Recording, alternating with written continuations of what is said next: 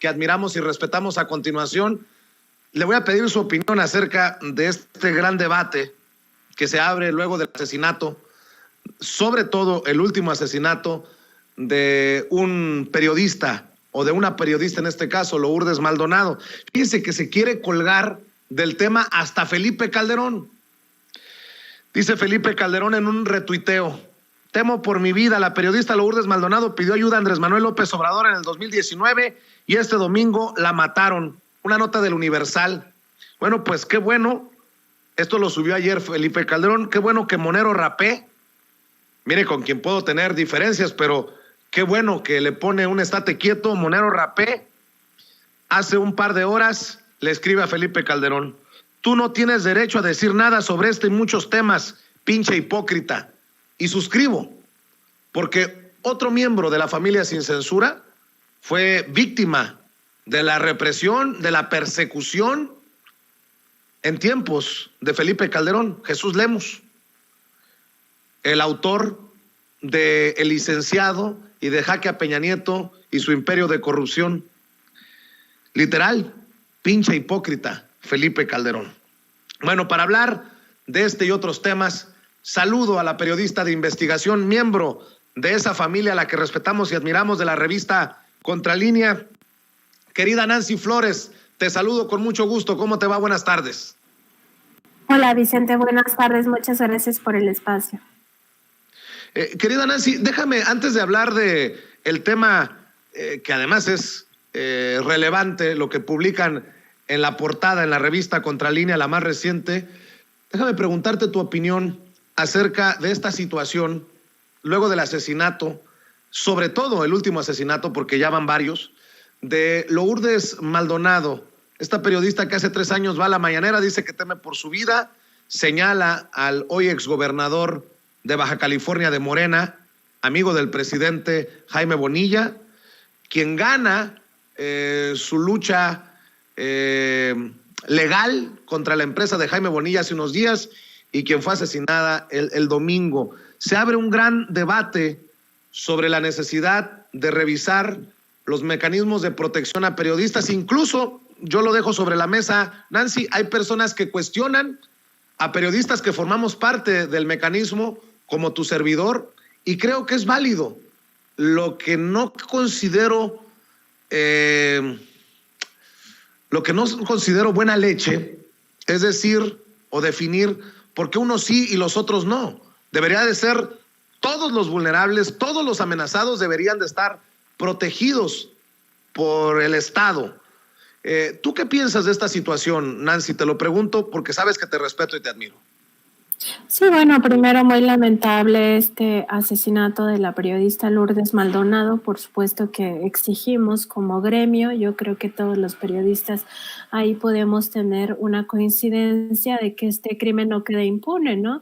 Y no solamente que se busque al autor material, sino sobre todo los autores intelectuales, Vicente, porque lo que hemos visto a lo largo de estos años, donde se ha ido descomponiendo pues la vida en general, la vida social de México, sobre todo a partir de la guerra contra el narcotráfico que desató Felipe Calderón, lo cual lo hace, por supuesto, un hipócrita en este tema y además pues responsable de los muchos crímenes de lesa humanidad que se han suscitado en México por pues su intento de legitimar un gobierno que además se alió con el crimen organizado, y eso ya está muy probado. Pero bueno, cerrando este paréntesis, pues decir que pues esta situación lo que tiene sobre todo es que detrás de un crimen de un periodista, de un comunicador, de un fotoperiodista, pues siempre hay un elemento que tiene que ver, o que por lo menos se tendría que investigar respecto de su profesión, y en ese sentido, cuando la profesión es el origen de la agresión, en este caso, pues lamentablemente un asesinato, pues tiene que detenerse y castigarse a los autores intelectuales. porque ahí es donde se corta la cadena de impunidad. Dicho esto, pues sí, el mecanismo de protección tanto federal como los mecanismos de protección locales tienen que ser revisados, y eso es algo que desde hace muchísimo tiempo los periodistas hemos estado insistiendo en que se haga, o sea, no solo porque tienen una forma para filtrar a quienes van a ser beneficiarios, que no necesariamente está midiendo el riesgo en el cual se mueve la persona amenazada, sino también porque es un uso discrecional de los recursos públicos. Nosotros hemos visto en el caso del mecanismo federal como ahí la cuarta transformación pues realmente no ha llegado, o sea, sigue estando el mismo esquema que venía con gobiernos pasados, sobre todo, bueno, en el caso de Enrique Peña Nieto, con muchos vicios arrastrando este mecanismo. Por supuesto que se tiene que revisar, y también el de la Ciudad de México y el de todas las entidades del país, para que verdaderamente se generen pues sistemas de protección, y no nada más que se te otorgue un botón de pánico o un chaleco antibalas, cuando en realidad lo que requieres es una protección mucho más integral, ¿no? Entonces me parece que pues es una discusión que se trae desde hace mucho tiempo, que no acaba porque todavía no se revisa la actuación ya a profundidad de estos mecanismos, y sobre todo pues sí que hay una vulnerabilidad importante del gremio periodístico y también de los defensores de derechos humanos que entran en este mismo mecanismo, y también podría revisarse pues la separación de esto.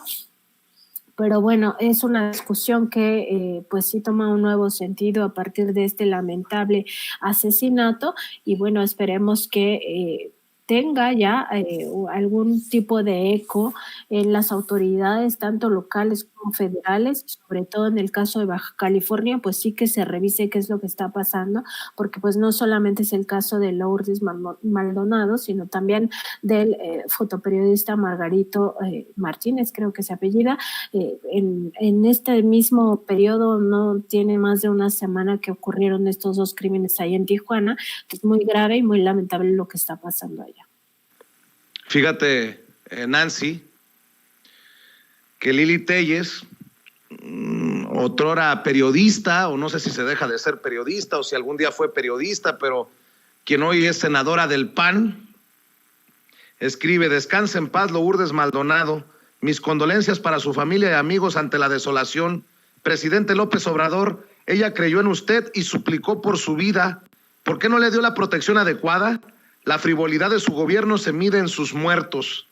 Yo no sé si en algún momento han recibido ustedes, por ejemplo, en la revista Contralínea. Yo no voy a usar el caso de Sin Censura porque es claro que Lili Téllez tiene una idea negativa de Sin Censura, nos tiene bloqueados en redes sociales, pero yo no sé si Lili Téllez se ha solidarizado con la revista Contralínea cuando han sido víctimas de ataques. Hablando de gremio y hablando de sororidad de parte de una periodista como Lili Téllez. Nancy, hay personas que tienen autoridad moral y otras que no tienen vergüenza. Sí, bueno, por supuesto que no se ha solidarizado, y en realidad, pues todos sabemos, ¿no? Esto es parte de lo que se utiliza para golpetear al gobierno del presidente Andrés Manuel López Obrador. Sin duda, los opositores pues están esperando cualquier situación en la cual montarse, y lamentablemente pues este también ha sido el caso, el asesinato de la colega periodista Lourdes Maldonado, pues ha suscitado estas reacciones. Incluso tú ya leías lo que pasó con el expresidente Felipe Calderón. O sea, es que ya es el colmo del cinismo, no, ni siquiera sé qué palabra cabe para pues referirnos a este tipo de personajes que tanto daño le hacen al país actualmente, que tanto daño le han hecho al país en el pasado, y que crean tener la autoridad moral para reclamar algo. Me hace pues ya ni siquiera creo un tema de cinismo, sino ya es el límite en fin, ni siquiera sé qué palabra utilizar de verdad, Vicente, para describir lo que están haciendo, porque sí, es demasiado, pues es una burla para el gremio periodístico, es una burla para la sociedad en general, cuando, pues primero veamos dónde está Lili Téllez, ¿no? En la bancada del Partido Acción Nacional, que es el partido que llevó a la presidencia a un sanguinario, a un asesino. Eso ya está incluso denunciado ante la Corte Penal Internacional por todos los crímenes de lesa humanidad que se cometieron en el contexto de la supuesta guerra contra el narcotráfico. Aquí ya hemos hablado muy ampliamente, Vicente, de cómo no se combatió al crimen organizado y mucho menos a los cárteles en el sexenio de Felipe Calderón. Hay también ya mucha documentación, sobre todo por parte de las autoridades de Estados Unidos, de cómo ese gobierno salió con el cártel de Sinaloa para, pues, de alguna manera ir eliminando a los otros cárteles y que se instauró, pues sí, un narcoestado, ¿no? Lleno de violencia hacia el resto de la sociedad.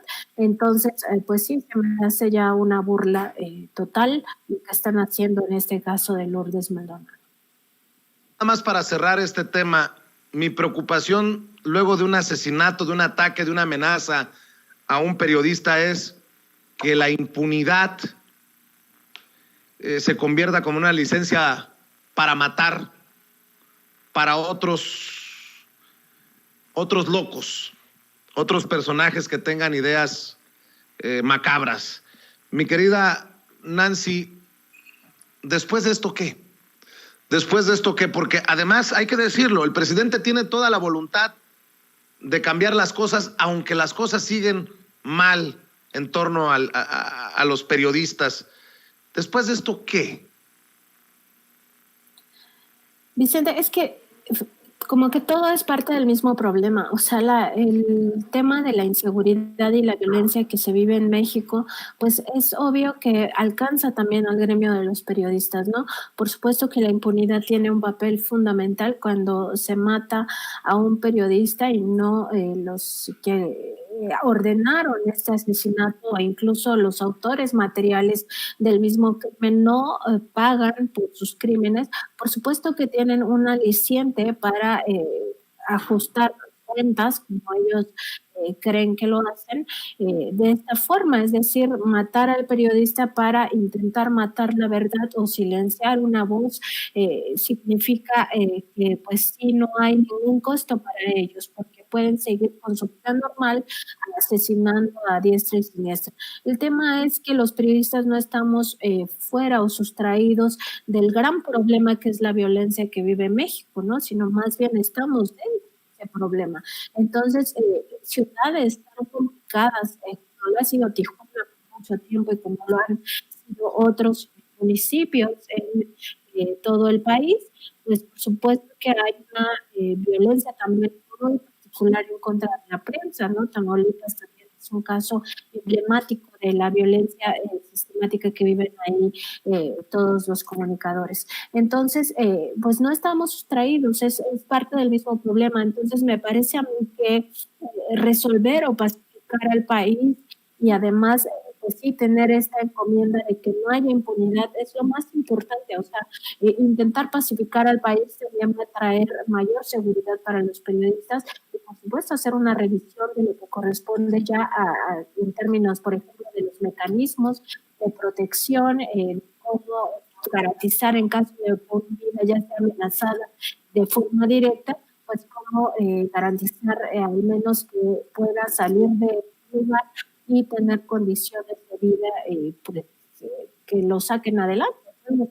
Que se vaya a sufrir a otra entidad federativa o a pedir asilo a otro país sin que haya una cobertura del Estado mexicano. Entonces sí se tiene que hacer una revisión particular sobre el caso de los periodistas para entender que la violencia generalizada que todavía azota al país es la misma violencia que genera estos asesinatos, ¿no? Entonces también ver que muchos de estos crímenes pues, provienen de propias autoridades.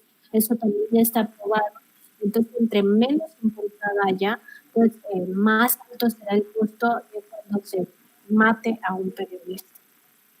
Así es, le voy a pedir a nuestros compañeros que me ayuden a mejorar la conexión con Nancy Flores para preguntarle acerca de esto que publican en la revista Contralínea y que es importantísimo. Fíjese, escriben los colegas de la revista Contralínea y publican: un experto en espionaje incrustado en el Banco de México. Ojo, un espía en el Banco de México.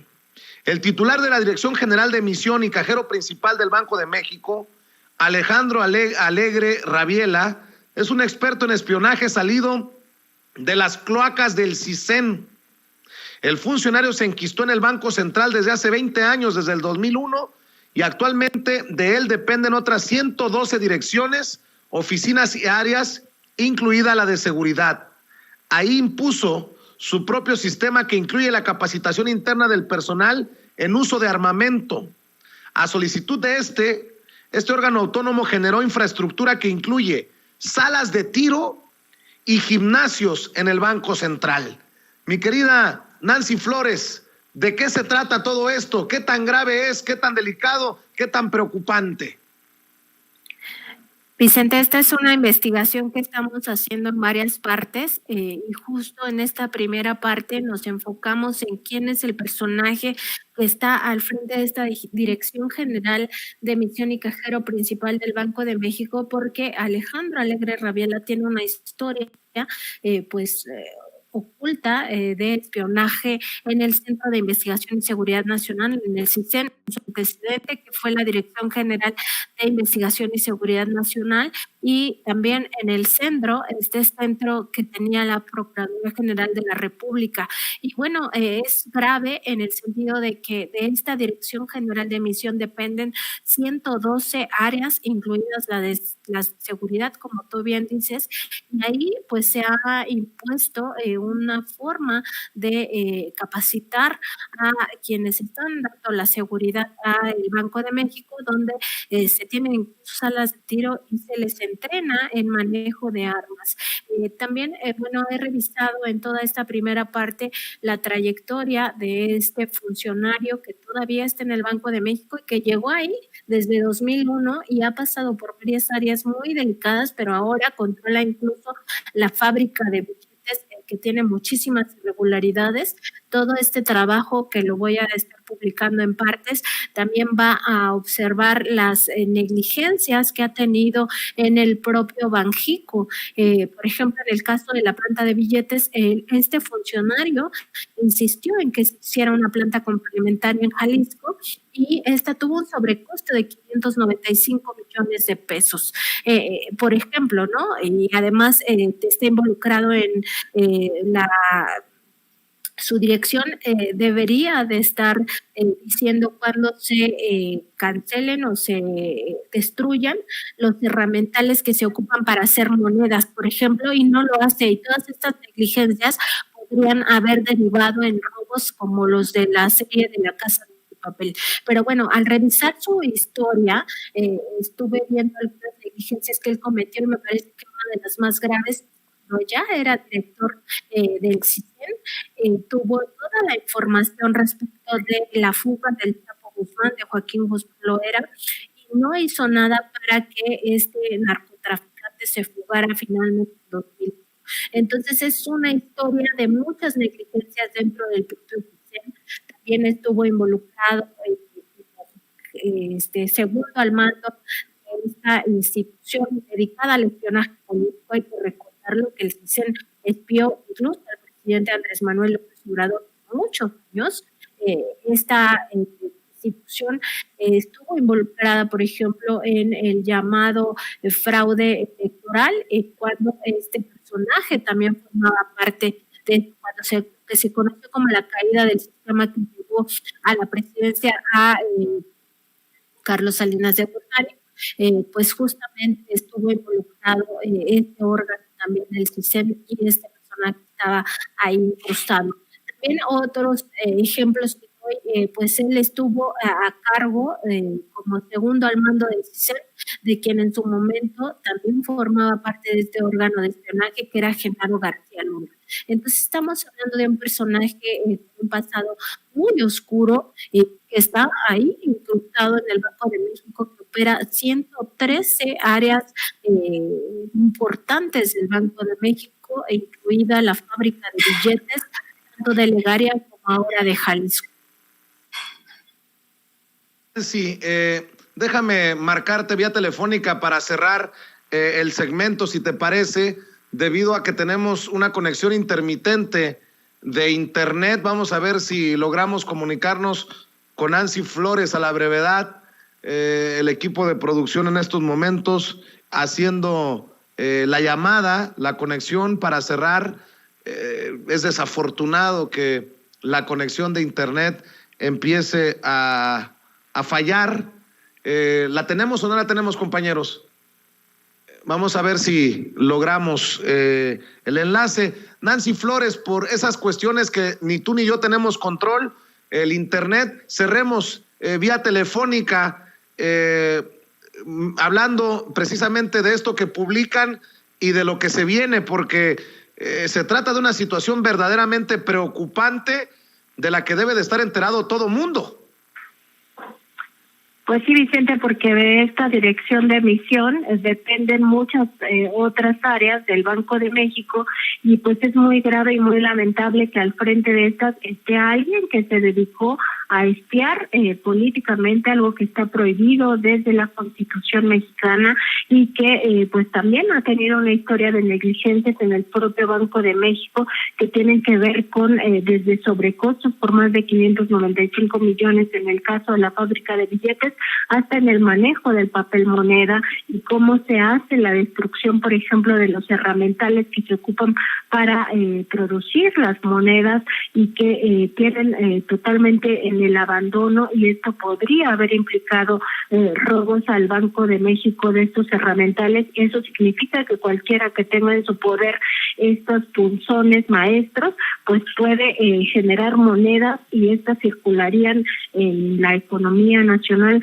de una forma digamos normal, porque no hay manera de conocer que sean falsas porque están hechas con los punzones maestros, es decir, tendrían todas las características de las monedas reales. Entonces sí, muy grave que este personaje que viene de este Centro de Investigación y Seguridad Nacional, con toda esta historia de espionaje, de además fraudes electorales, e incluso que tiene en su haber pues no haber evitado la fuga del Chapo Guzmán en su momento cuando dirigía el CISEN, pues esté incrustado en el Banco de México, y esto pues sí, muy lamentable que todavía hasta la fecha siga ahí este personaje, Alejandro Alegre Rabiela. De todo ello vamos a seguir dando cuenta en la revista Contralínea, Vicente, y también en nuestro programa que tenemos por nuestro canal de YouTube de lunes a viernes a partir de las 9 de la mañana. ¿Por qué no cerramos con esa información para que la gente esté al pendiente de las próximas entregas de esta investigación, querida Nancy, y diariamente al pendiente de las noticias más importantes? Claro, pues los invitamos a que estén atentos a nuestras redes sociales. Estamos en YouTube, en Facebook Live, en Twitter como Contralínea. Nuestra página es www.contralinea.com.mx, y también a mí me encuentran en Twitter como @Nancy_Contra. Muchas gracias, Vicente. Abrazos, saludos a todos ahí en la redacción. Es Nancy Flores. Le ofrezco una disculpa, corresponsal de la revista Contralínea, hablando con nosotros sin censura. Voy a la pausa, voy a cumplirle a nuestros patrocinadores que invierten su dinero de publicidad con nosotros, y regreso para cerrar con Toño.